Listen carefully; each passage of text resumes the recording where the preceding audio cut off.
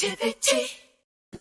Campaign podcast, that positivity, breaking news. I'm sure y'all seen by now.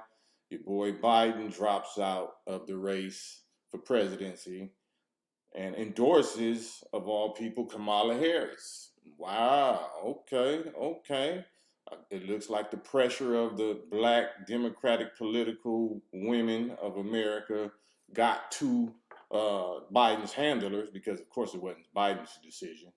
But up until today, up until this morning, for the last few days, black women in particular, politicians and political Democratic people that's boss chicks in that field, have been complaining and low-key accusing the Democratic Party's leaders of being acist and exist.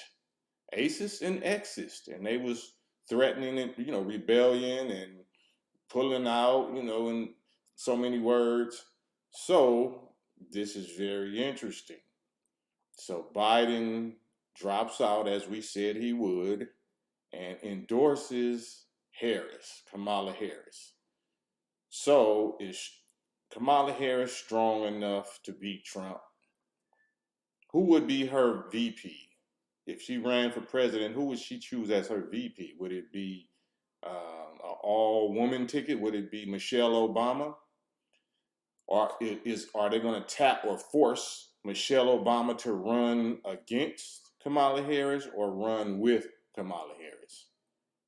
And it's that ticket of two black women, Democrats, that'd be a feminist wet dream, a feminism wet dream. Would that ticket be enough to beat Trump and his grab him by the whatever, his good old boy following and the momentum that he got right now as a leader, as a messiah to, the majority, the dominant society of America, the ones that 80 million or more, that's his supporters. So since we passed the 2-minute mark and we see that Biden drops out and finally, they was trying to find everybody else but Kamala Harris, but since he endorses Kamala Harris to run for president, let's see what Kamala Harris's position has been on a certain subject.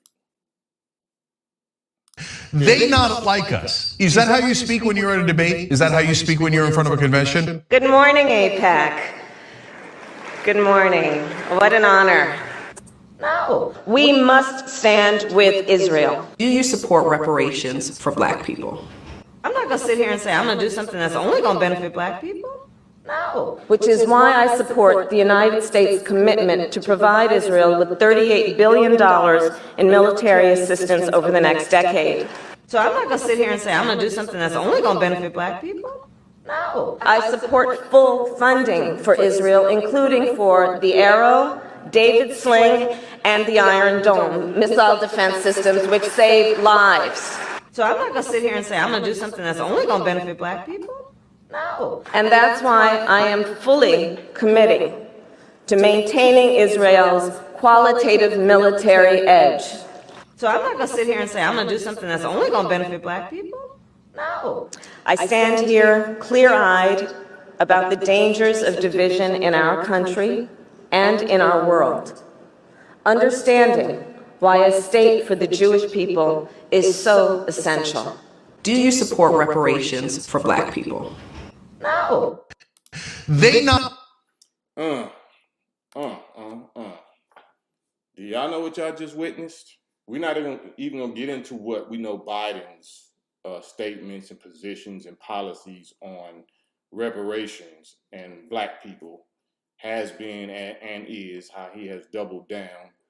But I haven't lied. I'm showing you straight receipts. So now, if Biden endorses Harris, and we know who Harris, VP Harris, is married to, this is for the black vote. Remember, this is for the black vote. And since black women are more politically inclined, more politically active than black males are, and they outnumber us by 2 million, black women outnumber black men in America by 2 million or more, then of course they're going to be appealing towards the black women Democratic voters with a woman ticket. wouldn't that make sense? Kamala Harris and Michelle Obama.